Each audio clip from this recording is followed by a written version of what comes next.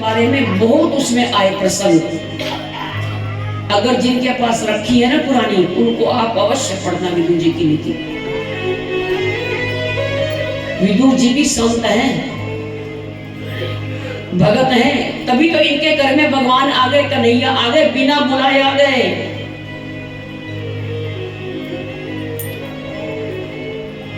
तो इस प्रकार से शांति दूत बन करके ठाकुर जी जाते हैं। प्रस्ताव को नकार दिया दुर्योधन ने, कौरवों ने। महाभारत का युद्ध हुआ, बढ़ता गया ये युद्ध, और महाभारत के सब जानते हैं, महाभारत के युद्ध में 100 कौरव हैं और दूसरी तरफ 5 पांडव हैं। 100 के 100 मारे गए, लेकिन 5 पांडव का बाल बाका भी नहीं हुआ। क्यों? क्योंकि जिनके रक्षक कृष्ण मुरार हैं। का चिंता मम जीवने, जिनके रक्षक हैं कृष्ण मुरार। उन पांडवों को क्या चिंता? दिन भर युद्ध करते पांडव, रात्रि में अपना शिविर में जाकर के सो जाते, कोई चिंता नहीं है। ठाकुर जी को चिंता है। मेरे भगत, कल एक भगत की शर्त है भीष्म पितामह की कि एक पांडव को तो मार ही देंगे, 5 को खत्म करेंगे, नहीं तो एक तो खत्म हो ही जाएगा। अब इसकी चिंता पता है 5 पांडवों को कि भीष्म पितामह की क्या कैसी प्रतिज्ञा है, लेकिन फिर भी निश्चिंत होकर सो रहे हैं। और हम एक है, इतने दुख इतने कष्ट हमारे पास नहीं आते हैं जितने हम चिंता के मारे अपने शरीर को भी रोगी कर लेते हैं। इतनी चिंता हमको होती है, इसलिए चिंता ना करो, चिंतन करो उसका। कहना सच बात है, इन वाणियों के अनुसार चलना बड़ा मुश्किल है। हम भी बड़ी सरलता से व्यासपीठ पर बैठ करके ये कह रहे हैं, ऐसा जीवन तो मेरा भी नहीं है। कोशिश कर रहे हैं हो जाए, लेकिन हमारे पास ये बड़े अवगुण हैं। तो इन अवगुणों को कैसे निकालें? कोशिश तो करते हैं, जो सुना है उनके अनुसार, उन बातों से, उन वाणियों से अपने जीवन को बना ले, अच्छा बना ले। तो उसके लिए एक साधन और है। वो क्या साधन है? दीनता। दीन होकर के प्रभु से प्रार्थना कीजिए। यानी कि आपने समाधि लगानी है, दिन में 10 बार जा करके मंदिर में बैठ करके भगवान से कहो, नहीं, जहां खड़े हैं भगवान वही है। महिलाएं अधिकतर घर में उनका रसोई में समय बीतता है, घर के एक कोने में स्थापना कर दो। अब आप कहोगे मंदिर की स्थापना तो है, अरे घर के कहीं भी जहां पर हमारा ज्यादा आना जाना है, लॉबी में या किचन में या बेडरूम में, जहां हमारा ज्यादा आना जाना है, वहां कोने में भाव से स्थापना कर दो। इस कोने में मेरे ठाकुर जी बैठे हैं,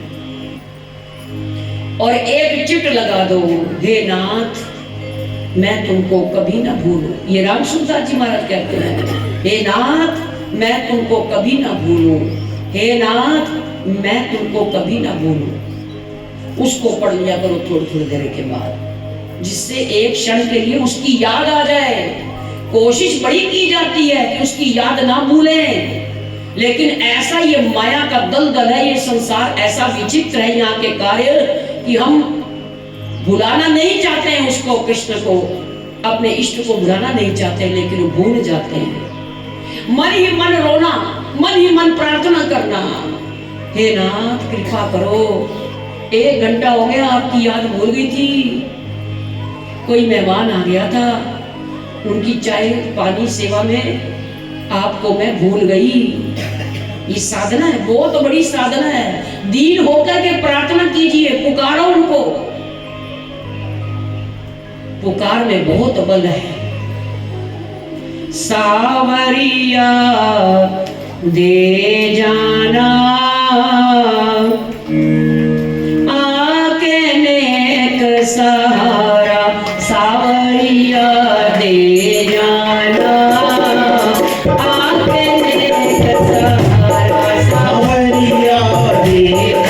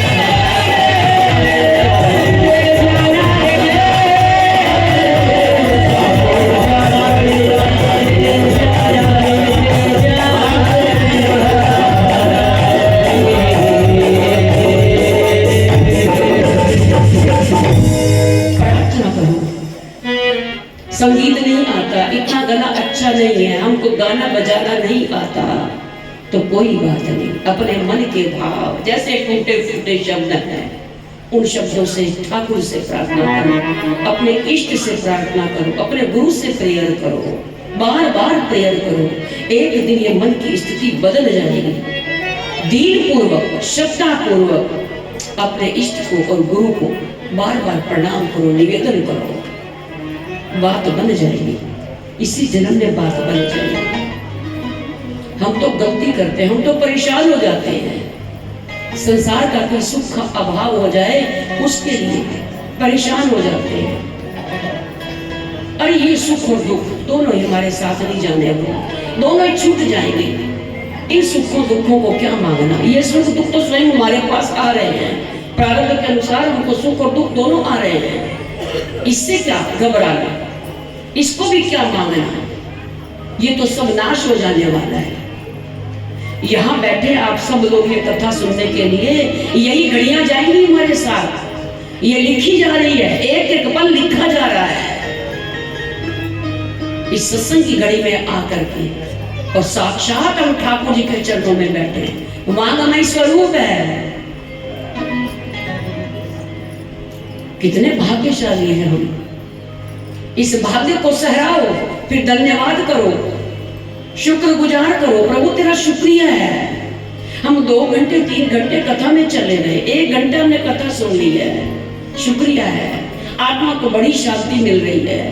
अब यहाँ पर बैठ करके कोई किसी की चिंता नहीं है। वो भजन है ना कोई चिंता ना कोई टेंशन, राधा नाम है दिल में मेंशन। फिर क्या चिंता? जिसके मुख में नाम है, प्रभु का नाम है, उसको क्या चिंता? सारी टेंशन खत्म कर दो, यहाँ आकर के सब चिंताओं से मुक्त हो जाओ। चिंता चिता है, इसलिए चिता पे एक बिंदी लगा दी, हो गई चिंता। और कर लो चिंतन। किसका चिंतन कर लो? ठाकुर जी का चिंतन कर लो, उनके संतों का चिंतन कर लो, ठाकुर जी के रूप का चिंतन कर लो। इन साधनाओं को धीरे धीरे आगे बढ़ाओ। छोटी छोटी साधनाएं हैं। प्रातः जब जगते हो, सर्वप्रथम आप अपने कर कमलों को देखो, हाथों को देखो। कराग्रे बसते लक्ष्मी, कर मध्य सरस्वती, कर मूले गोविंदा, प्रभाते कर दर्शनम। भाग्य की रेखाएं बदल जाएंगी। ये साधन नहीं करते हम लोग। श्लोक नहीं पढ़ना आता, नहीं पढ़ेंगे तब भी कोई बात नहीं। सारी हाथों की रेखाओं के दर्शन करो उठते ही पहले, और फिर ऐसे कर दो। सबको नमस्कार हो गया। पलंग से, बेड से, धरती पर पैर रखने से पहले धरती माता को छुओ। कितना आश्रय दिया है सुंदर इस पृथ्वी माँ ने, कितना धैर्य है इस पृथ्वी में। हम गंदगी करते हैं इस पृथ्वी पर, पृथ्वी कुछ भी नहीं कहती हमको।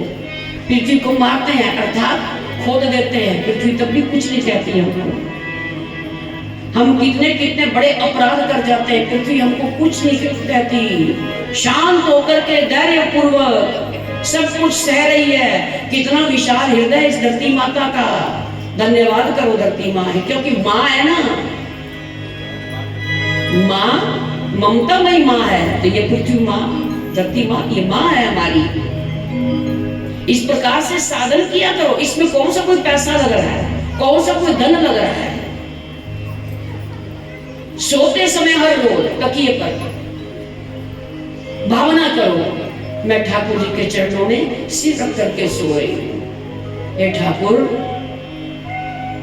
आज सारा दिन में कौन कौन अपराध हुए मेरे, मुझे कुछ नहीं पता। जाने अनजाने में जो पाप हुए, अपराध हुए हैं, इन अपराधों को ना देखना। मैं आपका नाम जप करूं, आपका भजन करूं,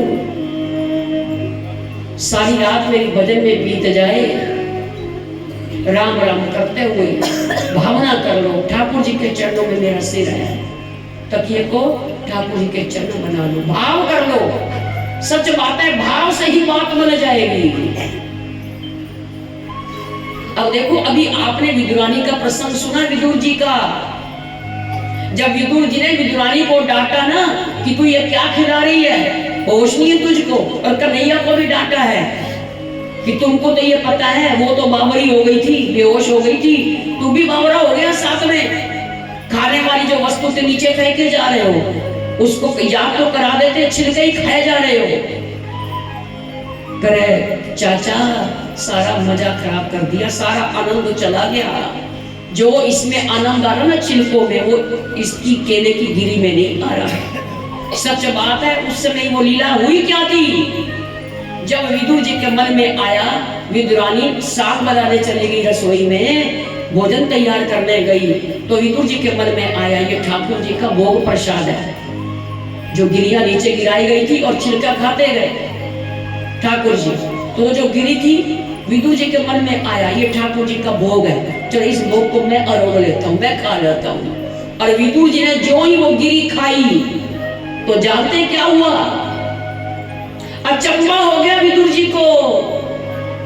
सच बात है, ये जो गिरी है और गिरी का गिरी वाला स्वाद नहीं है इसमें। इसमें स्वाद कौन सा है? छिलके का, केले के छिलके का स्वाद उस गिरी में आने लगा। अर्थात ठाकुर जी के लिए जो देखने वाले को लग रहा है कि विदुरानी ने छिलका खिलाया है, लेकिन वास्तव में ठाकुर जी ने अपनी माया से लीला की है। तो वो ठाकुर जी ने छिलके नहीं खाए, केले की गिरी ही खाई थी। बात तो भाव की है, इसलिए भावना से आप बढ़ते चलो, अपनी साधना को छिपाओ, अधिक बोलो नहीं, मौन रहो, कम से कम बोलो, संत सेवा करो, भक्तों की सेवा करो, मंदिर आश्रम में जाकर के सेवा करो।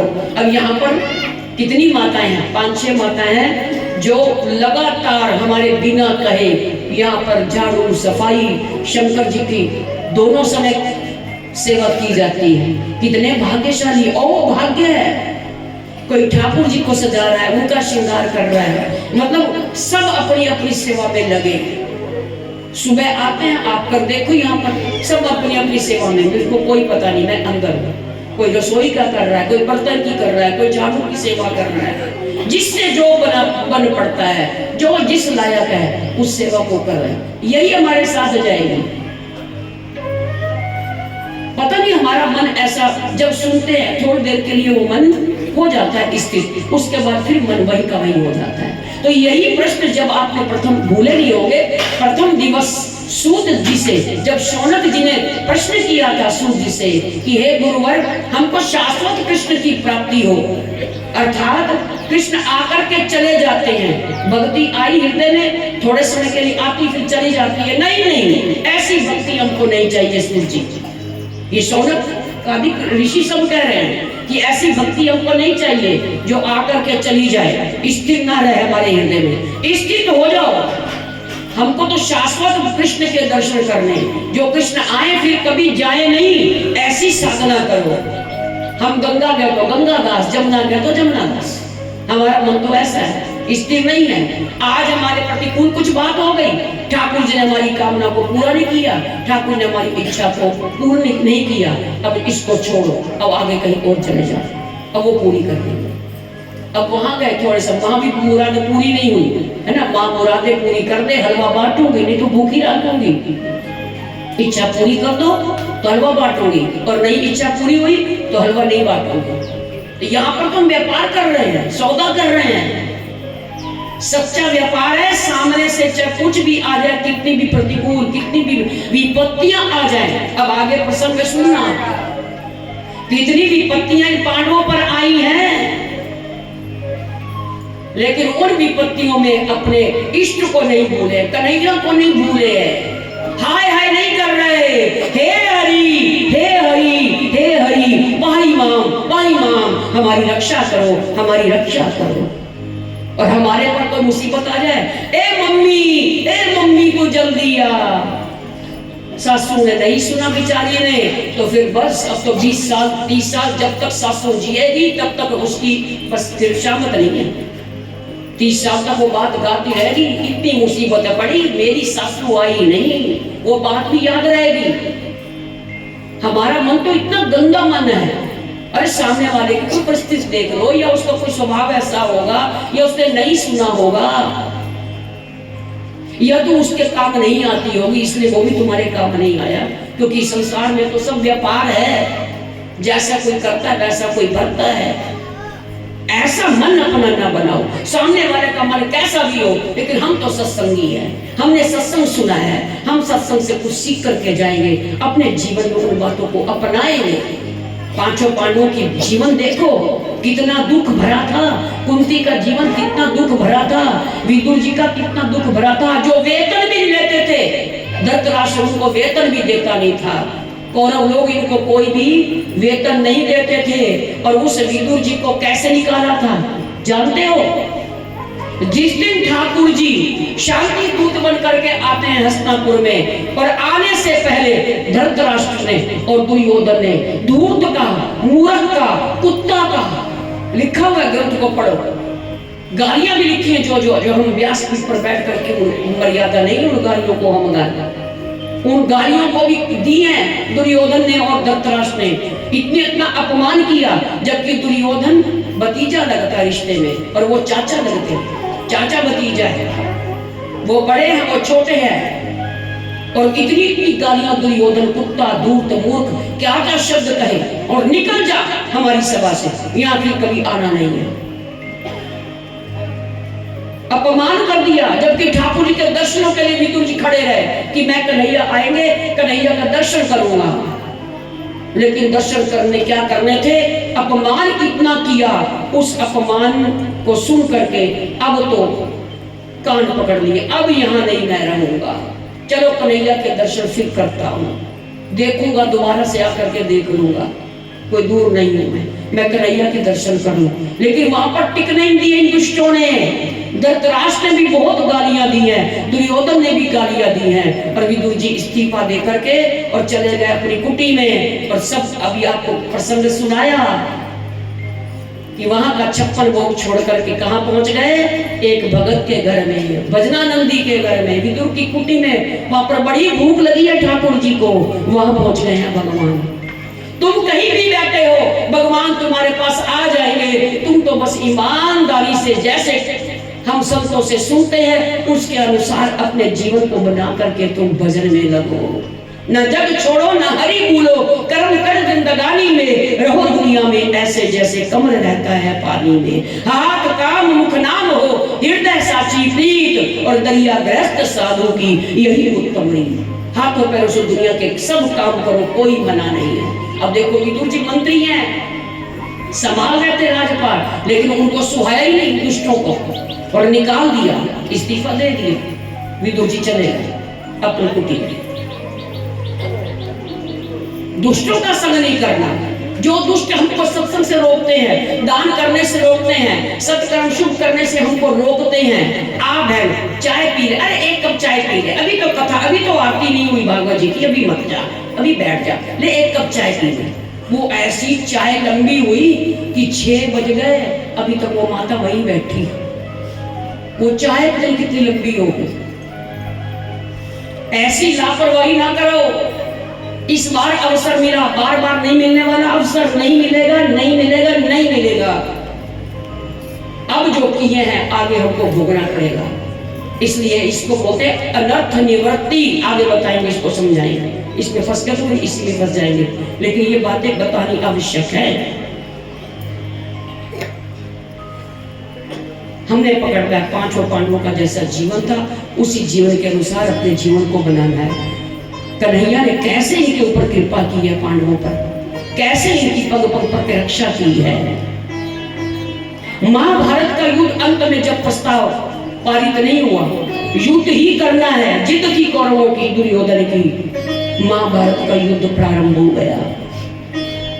अंत में कौरव सारे मारे गए, युद्ध में सारे वीर जीते थे, सब वीर गति को प्राप्त हो गए। अश्वत्थामा बचे हैं, दुर्योधन बचे हैं, लेकिन दुर्योधन भी भीम की अस्त्र शस्त्र से घायल हो चुके थे, जंघा पर चोट लग गई थी, मरणासन पर पड़े हैं।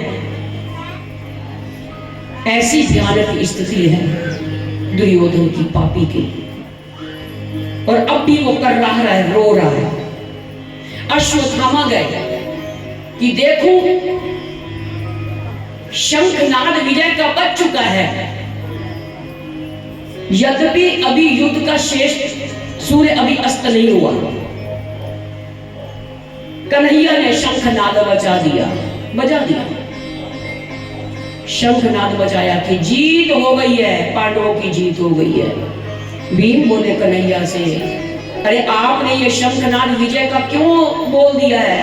क्यों? विजय तो हो गई, युद्ध में सारे मारे गए, अब कोई है ही नहीं युद्ध करने वाला, तो फिर शंखनाद तो विजय की करनी थी। कन्हैया अभी मेरी शर्त रहती है। कौन सी शर्त है? फिर बताया। अब ये सूत जी सोनक ऋषियों से कह रहे हैं कि आगे शंखनाद जब बजा और दुर्योधन इधर कर रहा है, सारे वीर गति को प्राप्त हो गए हैं। अश्वत्थामा चले गए दुर्योधन के पास उसका दुख सुनने के लिए, और इधर मेरे कन्हैया पांचों पांडवों को कहते हैं कि चलो अपने पुत्रों को लेकर के हम वेदव्यास जी के आश्रम पर जाते हैं।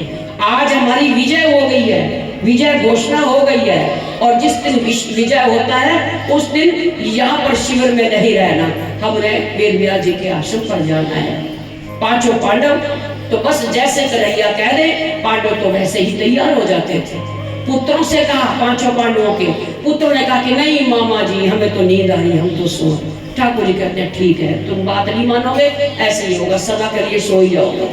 पांचों पांडवों को ले गए आश्रम पर, और इधर ये पांचों पांडवों के बिस्तर पर सो गए पांचों पुत्र पांडवों के। और भ्रम में फंस करके अश्वत्थामा ने क्या किया? अश्वत्थामा तलवार लेकर के आया, पांचों बच्चों के सिर को काट दिया, और सिर को काट करके पांचों बच्चों के सिर लेकर के दुर्योधन के उसके पास पहुंचा, दुर्योधन के पास, और दुर्योधन से कहा कि जय हो दुर्योधन की, हमने बाजी जीत ली है, पांचों पांडवों का सिर काट करके मैं ले आया हूं। दुर्योधन पहले तो बड़ा खुश हुआ, प्रसन्न हुआ कि जो बाजी हम नहीं जीत पाए, तू एक सेकंड में जीत करके आ गया। अरे हाँ भैया, सब जीत ली मैंने बाजी, आज हमारे आग लगी है, जबकि मरणासन स्थिति में है दुर्योधन, और दुर्योधन को भी मृत्यु कैसे लिखी हुई थी? कहते हैं दुर्योधन का को एक ही समय में जब मृत्यु आएगी उस समय शोक भी होगा और उस समय प्रसन्नता भी होगी। तो प्रसन्नता मिल गई कि पांचों पांडवों का सिर काट करके मैं ले आया हूँ। तब दुर्योधन ने कहा अश्वत्थामा से कि ठीक है, एक एक करके मुझको सबसे पहले भीम का सिर दे। वो बड़ा खुश था। अब उसने भीम का सिर उठा करके दिया दुर्योधन के हाथ में। दुर्योधन ने हाथ में लिया, टमाटर की तरह जो दबाया तो वो तो पिचक गया, बच्चों का सिर था। दुर्योधन को समझते देर नहीं लगी। अरे मूर्ख, अरे हथियारे, तूने बड़ा ही पाप कर दिया, मां पाप किया है तुमने। ये तो किसी बच्चे का सिर है, ये भीम का सिर नहीं हो सकता। दीपक जलाया गया, देखा पांचों सिर किसके हैं? पांचों पांडवों के नहीं, पांचों पांडवों के पुत्रों के सिर हैं। रो रो करके वही प्राणांत तो दुर्योधन का हो जाता है। अश्वत्थामा के मन में आया कि इतना मैंने कार्य किया, अरे पांचों पांडव मर गए या पांचों पुत्र मर गए, हैं तो पांडव ही ना। इतना इसने अपमान दुर्योधन ने भी मुझको मेरा कर दिया, और मैं अब ब्रह्म अस्त्र छोड़ूंगा। सारे पांडव क्या सारी सृष्टि में प्रलय आ जाएगी। ब्रह्मास्त्र छोड़ दिया। कन्हैया ने शोर मचाया, और इधर क्या हुआ? इधर प्रातः हुई, सुबह हुई,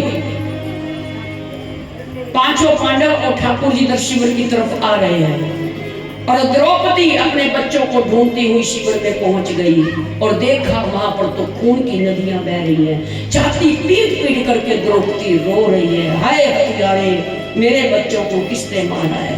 समझते देर नहीं लगी, अब कोई और दुष्ट यहाँ पर नहीं बचा। एक ही दुष्ट अश्वत्थामा, जिसको मरना नहीं है, अभी चिरंजीवी है। इसी ने ही मेरा ऐसा घिनौना कार्य किया है। चिल्लाने की आवाज आई, ठाकुर जी ने अर्जुन पांचों पांडवों से कहा, अर्जुन भागो भागो। द्रौपदी रो रही है, चिल्ला रही है, ऐसी अनहोनी क्या हो गई है। तो सब जानते क्या नहीं जानते हैं। देखा पांचों बच्चों की हत्या है, छाती पीट पीट करके रो रही है। उसी समय अर्जुन कृष्ण के साथ रथ पर बैठ जाते हैं। उसी मक्कार का, उसी दुष्ट का ये कार्य है, उसको पकड़ करके लाओ। द्रौपदी को धैर्य दिया कि जिसने भी तेरे बच्चे की हत्या की है, 5 बच्चों की हत्या की है, उसको मैं पकड़ करके तेरे सामने लाऊंगा। तू जो भी उनको दंड कहेगी वही दंड उसको दिया जाएगा। रथ पर बैठे और देखा दूर से अश्वत्थामा ने कि अर्जुन और कन्हैया रथ पर बैठे मेरी तरफ ही आ रहे हैं। समझते देर नहीं लगाई, अब ये मुझको मारेंगे। उसी समय अश्वत्थामा ने ब्रह्म अस्त्र छोड़ दिया, आग लगने लग गई। सृष्टि में ऐसे अग्नि प्रलय आ जाती है जब ब्रह्म अस्त्र छोड़ा जाता है। अर्जुन कन्हैया से बोले, कन्हैया मैं अब क्या करूं। कन्हैया बोले, अरे इस मूर्ख ने छोड़ तो दिया है ब्रह्म अस्त्र, लेकिन उसको लौटाना नहीं आता, पर्यावसन करना नहीं आता है। ये जो शिक्षा द्रोणाचार्य ने अपने पुत्र को भी नहीं दी है, जो शिक्षा तुमको दी है द्रोणाचार्य ने। द्रोणाचार्य के पुत्र है अश्वत्थामा। अब देखो अपने पुत्र को भी वो ज्ञान शिक्षा नहीं दी, क्योंकि अनाधिकारी को वस्तु देनी ही नहीं चाहिए। अब इसको ब्रह्मास्त्र छोड़ना तो आता था, लेकिन लौटाना नहीं आता था। कृष्ण की आज्ञा पाई और उसी समय पर्यावसन कर दिया ब्रह्म अस्त्र का, और ब्रह्म अस्त्र लौट गया, चला गया वापस। और अर्जुन ने अश्वत्थामा के केशों को पकड़ करके भरी सभा में लेकर के आया। अब द्रौपदी से पूछा, द्रौपदी बताओ इसको क्या दंड दे।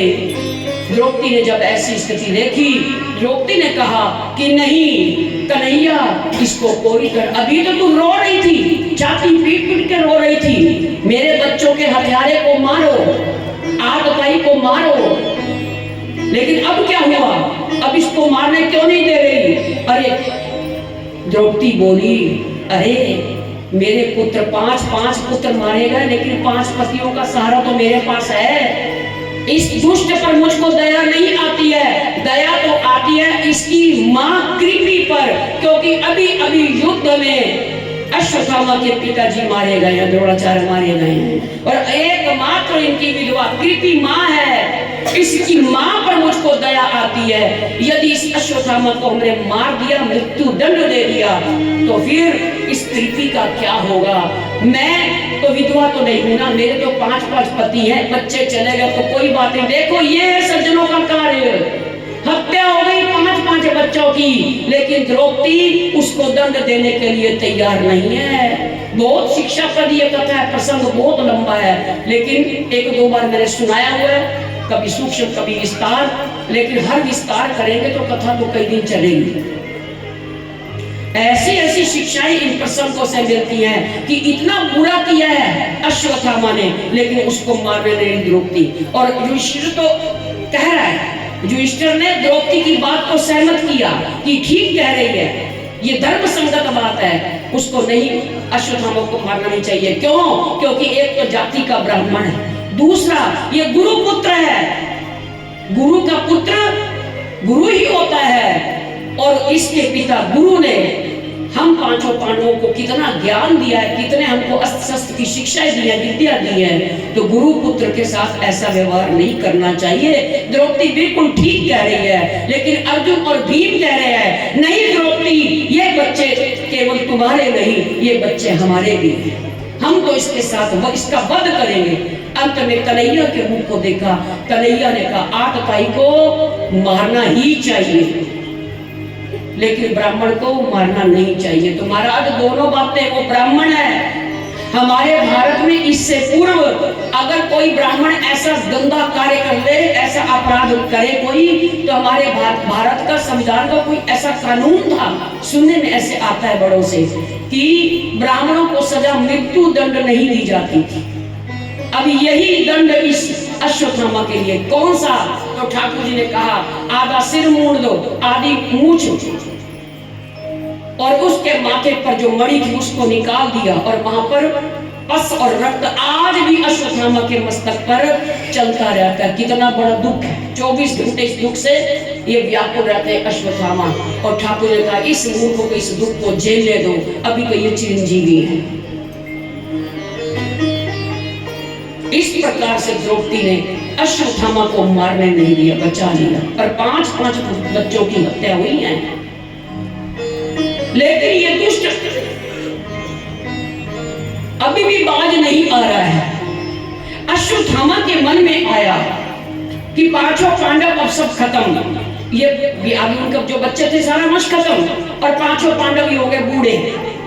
लेकिन मैंने सुना है महाभारत के युद्ध में जो सुभद्रा से पुत्र हुआ अभिमन्यु, जिसकी 18 वर्ष की आयु थी, धोखे से महाभारत के युद्ध में अभिमन्यु मारा गया है। अभी युद्ध होने से 2 महीने पहले अभिमन्यु का विवाह उत्तरा से हुआ है। और मैंने सुना है कि उत्तरा के गर्भ में कोई बालक है। भरतवंश का समाप्त कर दूंगा जब मैं दुष्ट हो ही गया हूं। अब फिर देखो फिर बदलाव उतार रहा है। इतना अपमान किया, इस अपमान को भी ये सह नहीं पा रहा है अश्वत्थामा। अब तो फिर ब्रह्म अस्त्र छोड़ दिया। कहां छोड़ा? तो उत्तरा के गर्भ में आग लगने लग गई और उत्तरा हाय हाय नहीं कर रही, अपने उदर को पकड़ करके भागी है। कहां? 5 पांडवों के पास भाग जाती। कोई बलशाली क्या कम थे? अर्जुन, भीम, युधिष्ठिर जो इनके ससुर लगते हैं, एक से एक गांडी धूप धनुष चलाने वाले अर्जुन, क्या उत्तरा की रक्षा नहीं कर सकते थे? कर सकते थे। लेकिन शरण किसकी आए हैं? शरण में आए हैं ठाकुर जी की, कन्हैया की शरण में उत्तरा आई है। पाई माम, हे गोविंद, हे गिरिराज, हे गिरधर, मेरी रक्षा करना, मेरी रक्षा करो, मेरी भले ही ना रक्षा करना, लेकिन मेरे गर्भ में जो बालक पल रहा है, जो शिशु है, इसकी रक्षा करना। मैं मर जाऊं भले कोई बात नहीं, लेकिन मेरे गर्भ में जो बालक पल रहा है ये नहीं मरना चाहिए। कन्हैया को समझते देर नहीं लगी। यद्यपि कन्हैया रथ तैयार था, द्वारका जाने की तैयारी थी, लेकिन अब उत्तरा पर आ गई मुसीबत। पहले 5 बालकों की हत्या हुई, तब रुक गए। महाभारत का युद्ध तो जीत चुके थे, पांडवों का हो गया था, पांडवों को राज सिंहासन भी दे दिया गया। लेकिन अब जाने के हुए कि हम द्वारकाधीश जाएंगे, अब मुसीबत और आ गई पांडवों पर। बताओ ऐसी मुसीबतें क्या हमारे ऊपर आती हैं? और इतनी मुसीबत, एक आदमी मुसीबत हमारे पर आ जाए, हम भगवान से नाराज हो जाते हैं, भगवान की भक्ति करना, भजन करना छोड़ देते हैं। हमारे मन की ये स्थिति है। लेकिन इन 5 पांडवों की देखो क्या स्थिति है। आगे देखना, जैसे जैसे ये आगे के प्रसंग बढ़ेंगे, यही साधना हमको सीखनी है। इन चरित्रों से हमको सीखना चाहिए। अब उत्तरा रो रो करके कह रही है, मैं भले ही ना बचूं, लेकिन मेरे जो गर्भ में बालक पल रहा है, बच्चा पल रहा है, वो बचना चाहिए। कन्हैया कहते हैं ये क्यों, ऐसा क्यों? बालक बच जाए और तू मर जाए? नहीं, ऐसा नहीं होगा, दोनों बचोगे, दोनों बचोगे। क्यों ऐसा क्यों कह रही है कि मैं मर जाऊं और बालक बच जाए? कहे प्रभु मैं तो अभागिनी हूं, अभी 2 महीने पहले मैंने अपने पति को भी खा लिया। जिस उत्तरा की 16 वर्ष की आयु है, कोई ज्यादा आयु नहीं थी। और शरणागति किसके लिए है? तो कन्हैया के लिए है। शरणागति में पड़ गए, चरणों के नीचे पड़ गई। हे कन्हैया मेरी रक्षा करो, पाही मां, पाही मां, पाही मां, मेरी रक्षा ना करो, लेकिन मेरे गर्भ की रक्षा करो। कन्हैया ने कहा क्यों गर्भ की रक्षा की, ज्यादा चिंता है गर्भ की?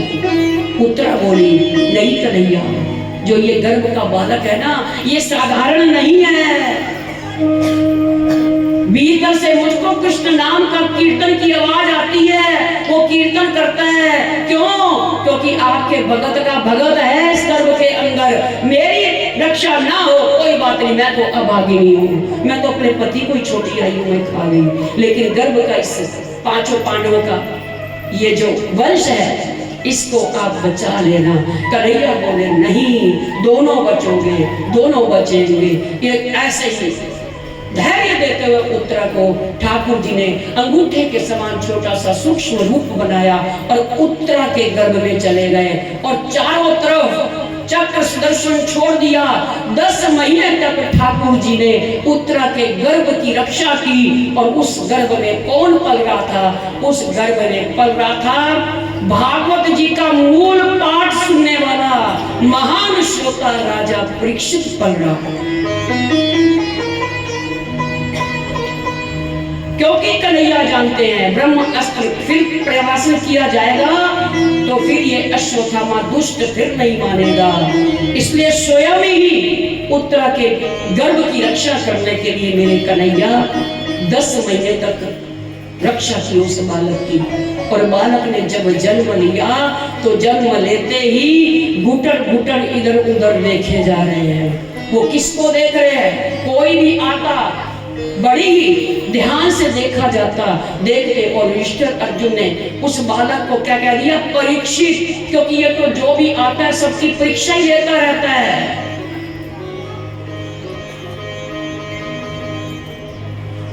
अब ठाकुर जी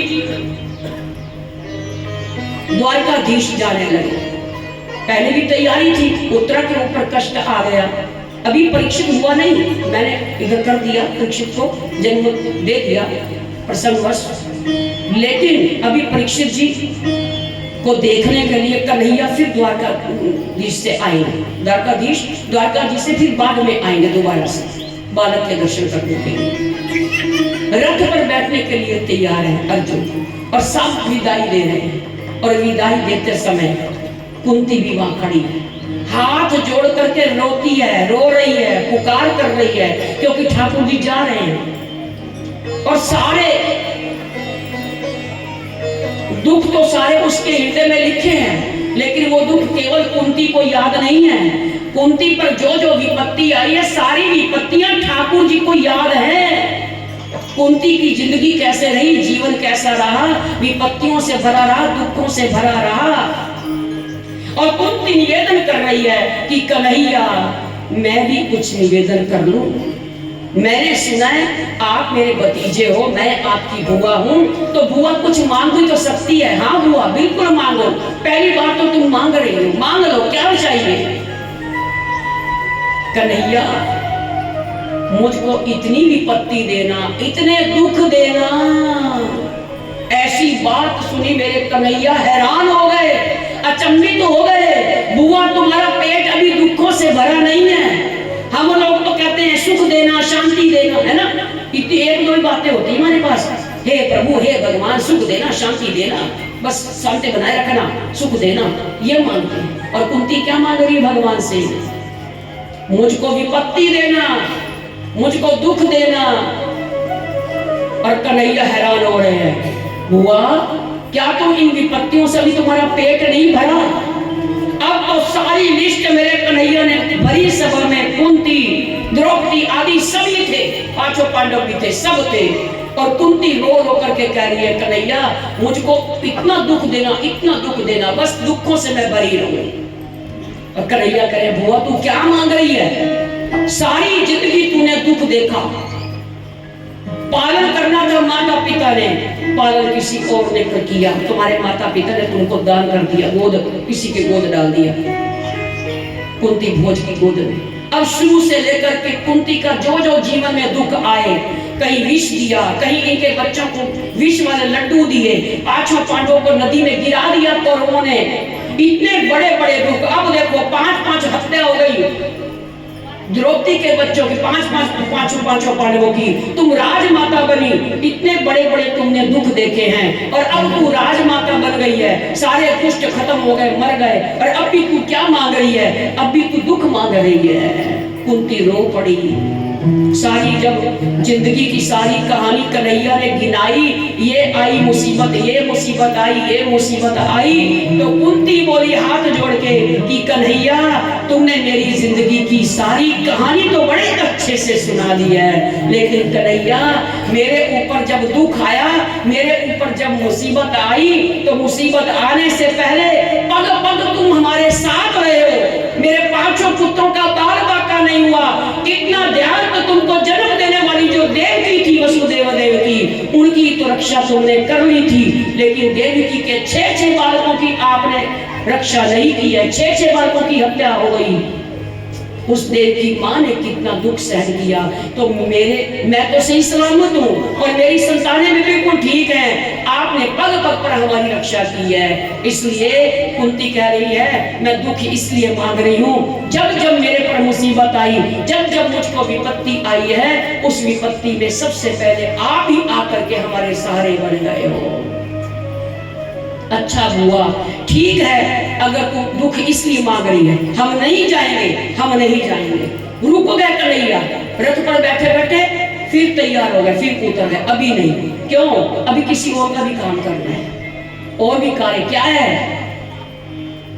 पहले उत्तरा की रक्षा की, गर्भ की रक्षा की है, अब रक्षा किसकी कर रहे हैं? कुंती। कुंती की फरियाद सुन रहे हैं, प्रार्थना सुन रहे हैं। और कुंती क्या मांग रही? दुख मांग रही है। दुख क्यों मांग रही है? कहती दुख में तेरी याद बनी रहती है, और ये जो पांडव है ना, ये मेरी संतानें नहीं है, ये शुद्ध बुद्ध मैं सब भूल जाऊं। हैरान हो गए ठाकुर जी, ये क्या मांग रही? बहुत सारी उल्टी बात मांग रही है। अरे ये भगत है, मेरे भगत हैं, हाँ, इस रूप में तो मैं इनको याद करूं, लेकिन मेरे भीतर कोई मोह ना हो, कोई आसक्ति ना हो कि ये पांचों पांडव मेरे पुत्र हैं। बताओ, कभी भी कह रही मोह है, जबकि मोह नहीं है, प्रेम है। एक भगत है पांचों पांडव, कृष्ण की हर बात को मानने के लिए तैयार है। इतना प्रेम है पांचों पांडवों का, कृष्ण के बिना रह नहीं पाए, स्वर्गारोहण हो गया, कन्हैया नित्य धाम को चले गए, पांचों पांडवों ने भी अपने शरीर का त्याग कर दिया, द्रौपदी का भी स्वर्गारोहण वहीं जाकर के अपने को कर लिया, और सुनते ही कन्हैया चले गए हैं, इस धाम को छोड़ करके लोक में चले गए हैं। तो कुंती भी नहीं जीवित रह पाई, उसने भी तुरंत वहीं पर प्राण छोड़ दिया। कितना प्रेम है इन भक्तों के भीतर। और अभी कुंती क्या मांग रही है भगवान से कि प्रभु हे कन्हैया, मेरे को दो, दुख दो, विपत्ति दो। क्यों? क्योंकि विपत्ति में आप हमेशा याद रहते हो, और विपत्ति आने से पहले आप भी वहीं खड़े हो जाते हो। क्या सुख के माथे सिर पड़े, जो नाम हृदय ना आए, बलिहारी वो घट की, उस घट की, उस हृदय की बलिहार है, जो पल पल दुख याद कर आए। दुख आता है ना, वो दुख आना चाहिए, उस दुख की बलिहारी है। देखो कितनी ऊंची बात है भगत की। ऐसी स्तुति भागवत जी में कहीं और नहीं आई, और कुंती ने जो स्तुति की है, इस स्तुति से प्रसन्न होकर के कन्हैया कहते हैं ठीक है बुआ जी, आपका विपत्तियों से पेट नहीं भरा है। अब भीष्म पितामह का निर्माण हुआ, और गीता उपदेश महाभारत के युद्ध के समय पहले अर्जुन को मोह हो गया था, अब महाभारत युद्ध के बाद युधिष्ठिर को मोह हो गया कि हमारे युद्ध होने के कारण इतने नर नारियों की हत्या हुई है। मोह हो गया था, युधिष्ठिर बड़े दुखी हो गए, बड़े परेशान हो गए। तो इनके मोह को दूर करने के लिए, और एक भगत भीष्म पितामह जो 56 दिन तक तीरों की शैया पर पड़े हैं और इंतजार कर रहे उस मुरलीधर कन्हैया की, तो मेरे कन्हैया ने उसका भी दर्शन दे करके कृतार्थ अपने भीष्म पितामह का भी किया है, और इस प्रकार से उनका भी भीष्म पितामह का भी निर्माण किया। और इधर युधिष्ठिर का जो मोह था, उस मोह से उसको उपदेश दे करके दिया है, सिखाया है। और इधर कुंती प्रार्थना कर रही है मेरे पर विपत्ति सदा आती रहे। क्यों?